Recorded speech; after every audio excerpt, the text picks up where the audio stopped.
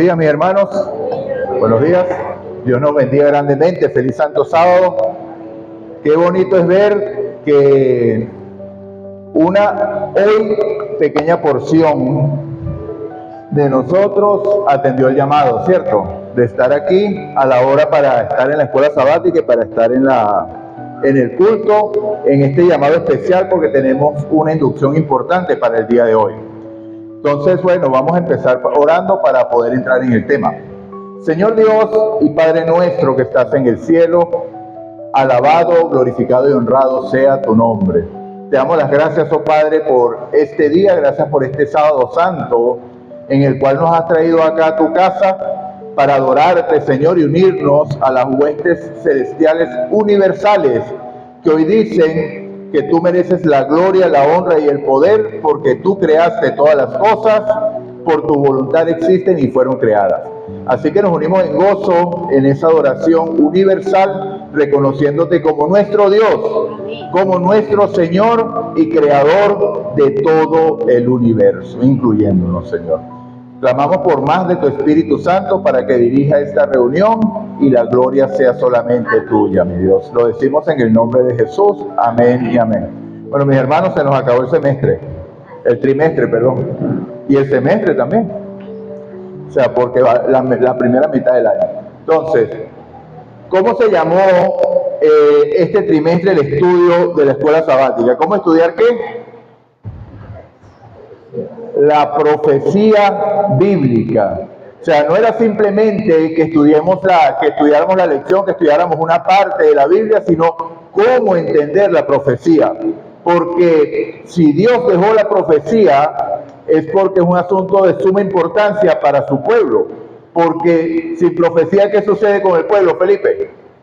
Cuando no hay profecía, el pueblo se desenfrena porque no hay una guía, un camino al cual seguir. Jesús es el camino, la verdad y la vida, y hacia Él enfocan todas las profecías. Y por eso que Dios dejó, como en el tiempo del fin, o a través de las edades, siempre Satanás ha entrado engaño, en parte al pueblo de Dios y mucho más fuera del pueblo de Dios. Dios estableció profecías para que fuera una guía segura, para que cuando se cumplieran, ¿qué pasara? La fe creciera. Cuando se cumplen, el pueblo cree. Entonces, bueno, en ese contexto llegamos a la clase final, que tiene por título Imágenes del fin. Y el versículo para memorizar es interesante. ¿Quién me lo puede decir? Está en el libro de Jonás. ¿En qué capítulo? Capítulo 1, versículo ¿qué? El versículo 9. ¿Y cómo decía? ¿Quién lo puede decir sin ver la Biblia? De memoria de verdad. Ajá. ¿Qué respondió? Ajá. ¿Y en quién creía? Gloria a Dios. Exactamente, Amelia. Gloria a Dios. Y él respondió: soy hebreo y venero ¿a quién? Al Señor, Dios de los cielos, que hizo el cielo, la tierra y el mar. Ya lo dije en la oración, pero lo voy a reafirmar, porque en la repetición está ¿qué? El aprendizaje. ¿Quién es el único Dios o la única característica que revela el único Dios verdadero? Que es el Creador. Y por eso es que merece la gloria, la honra, el poder y la alabanza. Sin Él, nada de lo que hay existiera, porque Él lo nombró y existió. Entonces, por Él estamos aquí y por eso, nada más por eso, merece toda la honra, la gloria y la adoración. Y más nosotros que somos seres como caídos, que nos creó y nos redimió. Imagínense eso. Entonces, bueno, hermano, en este contexto vamos a estudiar vamos a echar una última mirada a los relatos que nos ayudarán a comprender los acontecimientos de ¿cuándo? De los últimos días. Y en esta lección se enfocan en 3 lecciones específicas. Una es la vida o el libro, parte de la vida del profeta Jonás. La otra es la vida o el momento del juicio a Belsasar en Babilonia, que explica Daniel capítulo 5, ¿cierto? Y la última es el llamamiento ¿de quién? De Ciro. Entonces, como esto es algo participativo, ¿Quién me puede decir qué definió o qué define el libro de Jonás? ¿Qué característica especial vemos allí? ¿Por qué el Señor la trae a colación?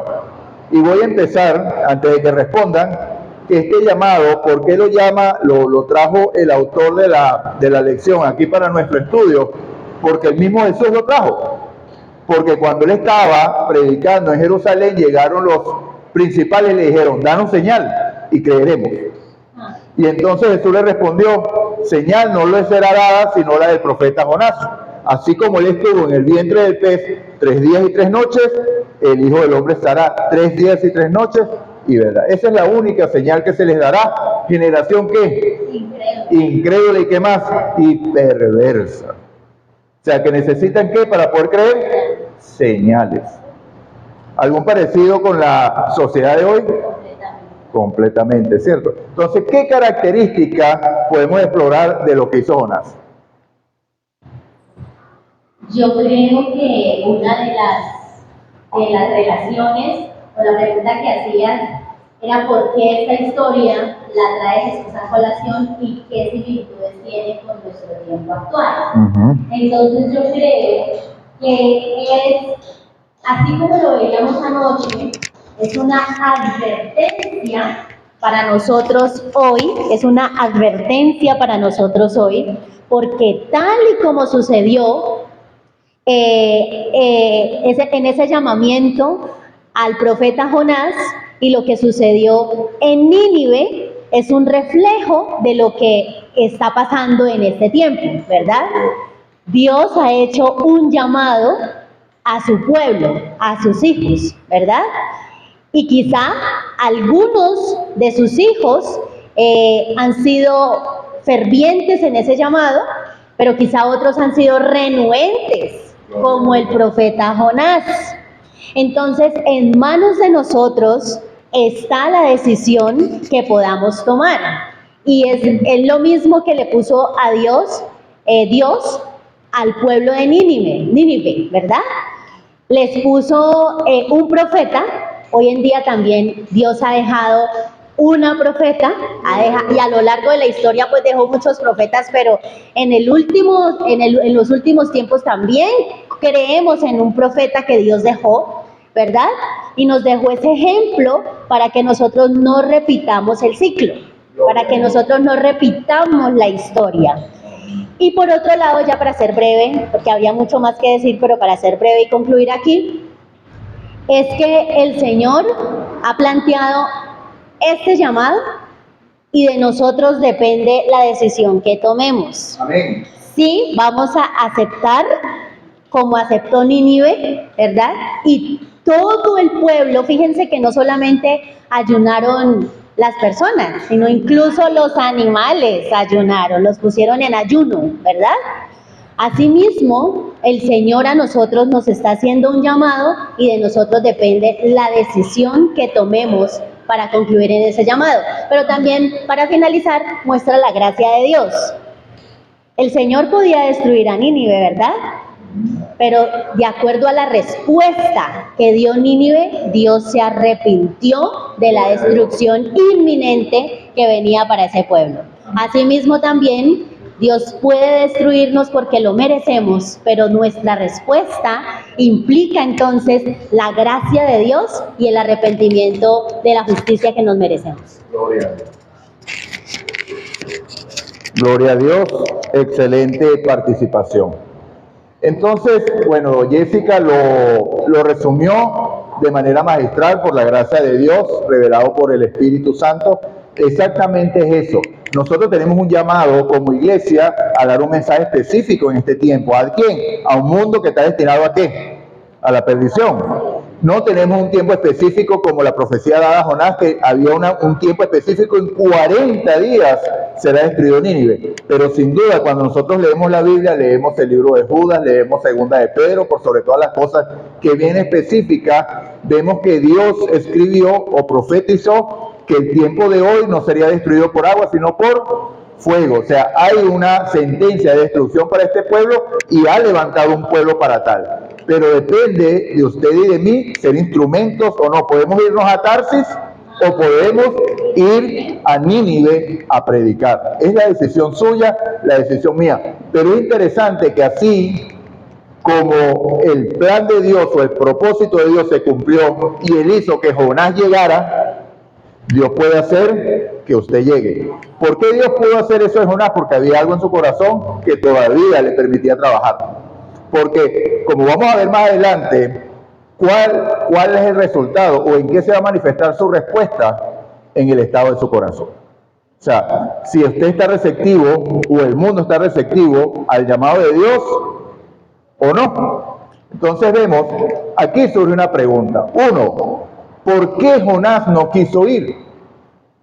¿Será que Jonás era rebelde ante Dios? Vemos que no, porque Dios creó las circunstancias para que su plan se cumpliera y lo siguió utilizando. Él siguió estando en el plan, a pesar de las fallas de carácter. Y eso también nos trae esperanza y nos trae un poquito de paz a nuestro corazón, porque vemos que no estaba en total sintonía con el plan de Dios, pero sin embargo, Dios lo siguió utilizando, ¿cierto?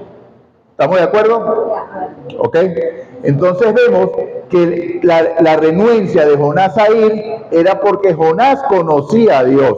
Y si nosotros hacemos una lectura superficial del libro de Jonás, podríamos concluir, tomando en cuenta la forma de medir un verdadero profeta, podríamos concluir que la profecía de Jonás no se cumplió, ¿cierto? Y podríamos decir, Jonás fue un falso profeta. Exacto, ¿por qué? Porque él dijo, en 40 días Nínive será destruida. ¿Y fue destruida en 40 días? Entonces dijimos, la profecía de Jonás no se cumplió. ¿Okay? Pero entonces en el libro se desarrolla el por qué no se cumplió y la renuencia de Jonás a ir. Entonces ahí sale una pregunta para nosotros, para nuestro corazón, que es la lección que el Señor quiere llevarnos a nosotros hoy. ¿Acaso nosotros, nuestra renuencia a predicar el Evangelio es porque pensamos que hay gente que no merece la salvación? Porque eso es lo que pensaba Jonás. Ese pueblo es tan malo que no merece que yo le predique, porque yo conozco a Dios y sé que Él es misericordioso, y a lo mejor se arrepiente, y yo no deseo eso. Lo que yo deseo es que sean destruidos, que no escuchen la palabra de Dios, para que a esa palabra nos pueda hacer entrar por el oído y llegar al corazón, llevarlos al arrepentimiento y tenga el destino que va a tener. Ese es lo que había en el corazón. ¿Y dónde lo vemos manifiesto? En el capítulo 3 de Jonás. Luego, cuando no se da la destrucción, él se fue al lugar alto para ver el espectáculo, ¿cierto? Cuando cayera fuego del cielo, y cuando no cayó, ¿qué sucedió? Se enojó. Yo sabía que tú eras misericordioso, y si el pueblo se arrepentía, ibas a dejar de hacer lo que habías dicho. Mi palabra quedó en tela de juicio. ¿Qué era lo que más movía a Jonás en ese momento? El orgullo. El pueblo que es malo, ese pueblo malvado, no fue destruido y mi palabra no se cumplió. Entonces, por eso me molesta y quiero morir, decía Jonás. Pero vemos, bueno, cómo se desarrolló la historia, hasta ahí llega, y muchos teólogos han dicho que el libro de Jonás quedó inconcluso, porque no sabemos qué pasó después.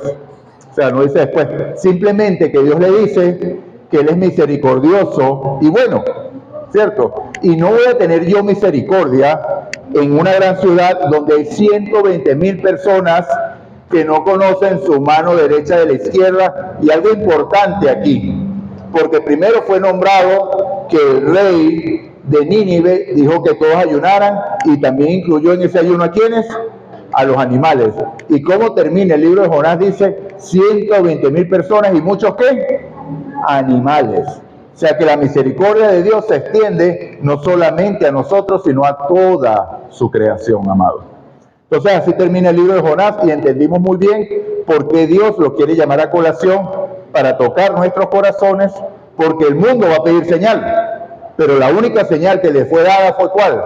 La señal del Hijo del Hombre, que vino, padeció, murió, resucitó, y hoy está ¿dónde? A la diestra, ministrando nuestra intercesión. ¿En dónde?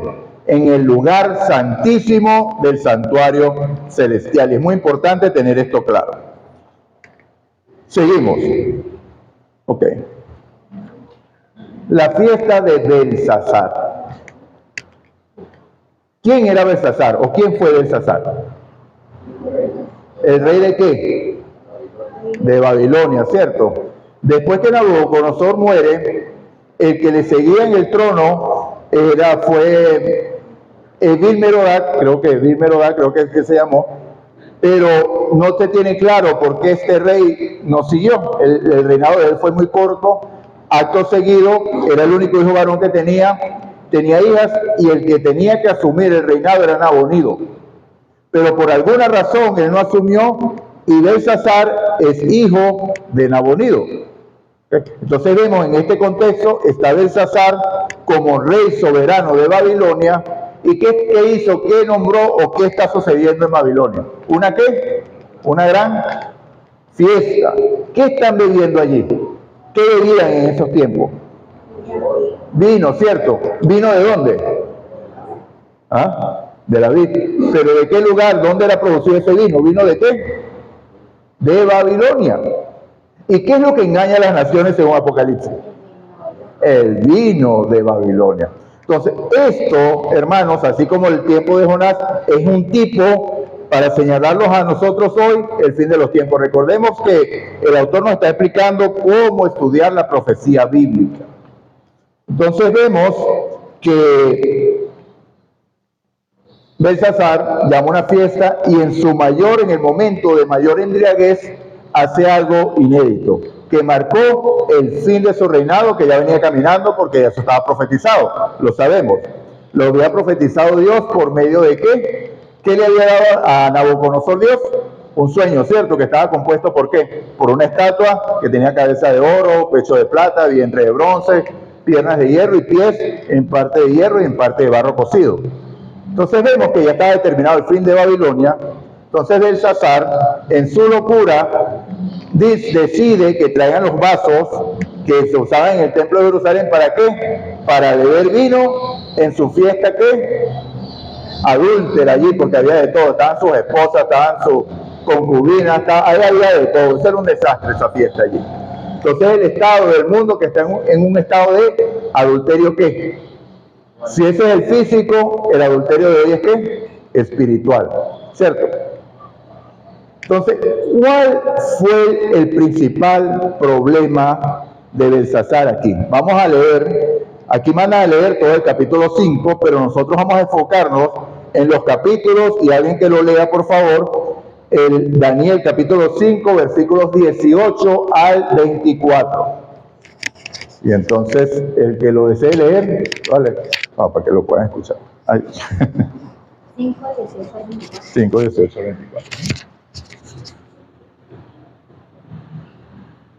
Daniel 5, 18 al 24 nos dice lo siguiente: el Altísimo Dios, oh Rey, dio a Nabucodonosor, tu padre, el reino y la grandeza, la gloria y la majestad.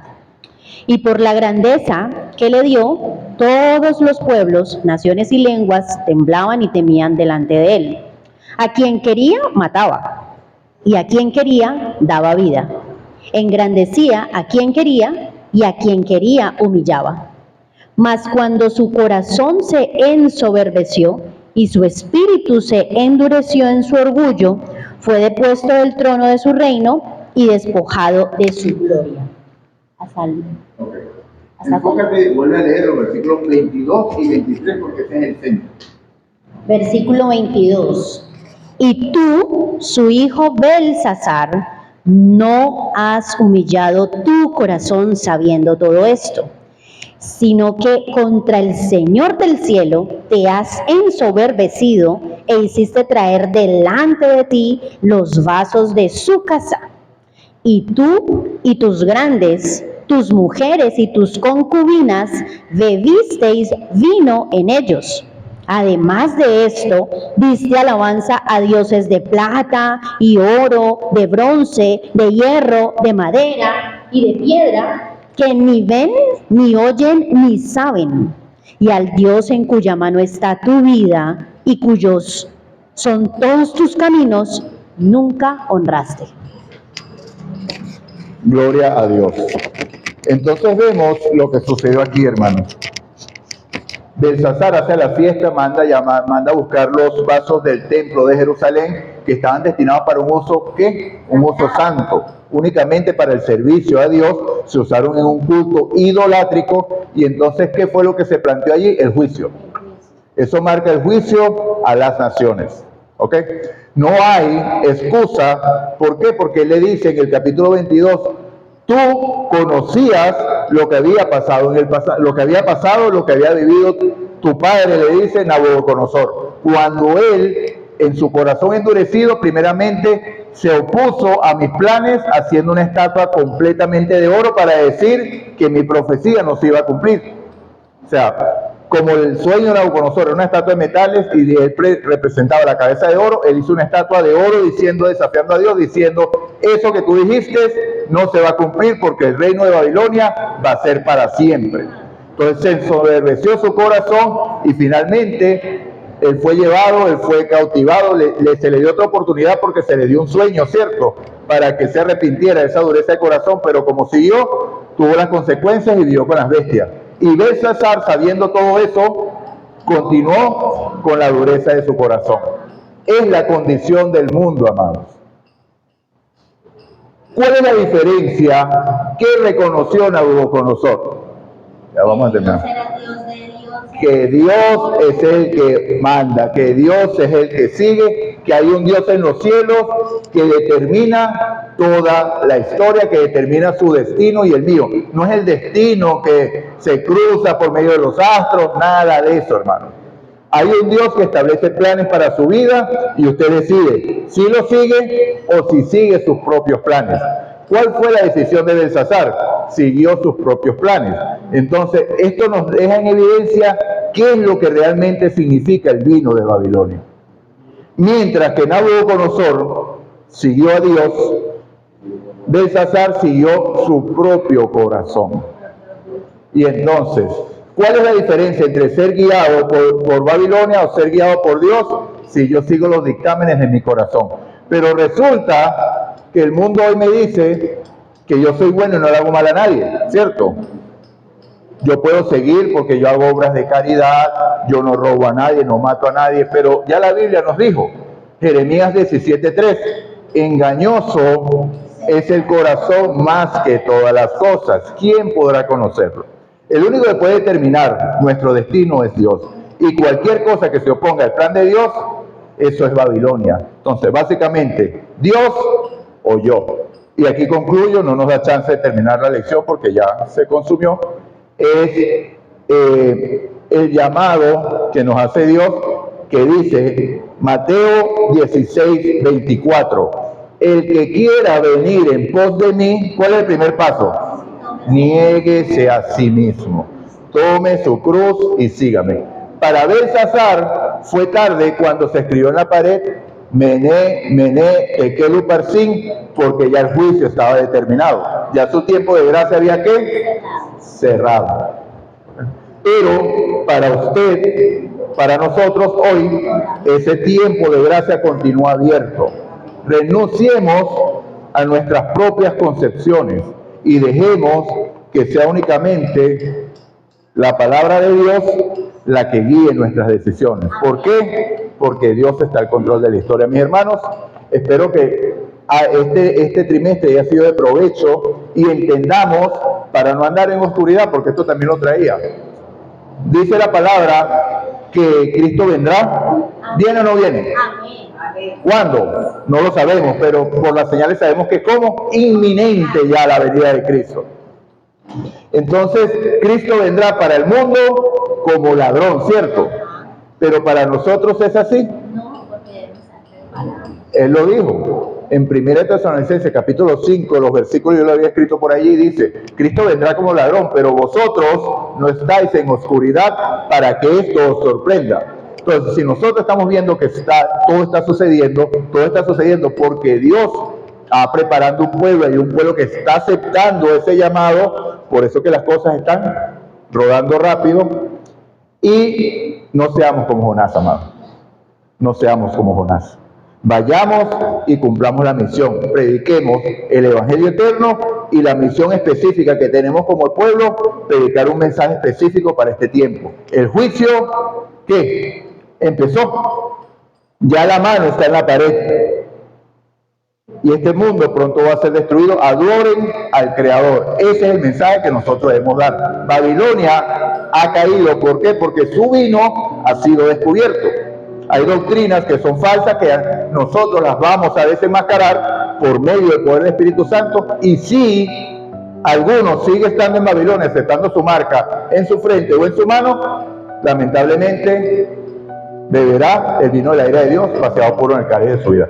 Dios nos bendiga, Dios nos guarde, mis hermanos. Bueno, preparemos nuestros corazones porque lo que viene ahora es alimento sólido. ¿Ok? Dios nos bendiga, Dios nos guarde. Vamos a orar. Señor Dios y Padre nuestro que estás en el cielo, alabado y glorificado sea tu nombre.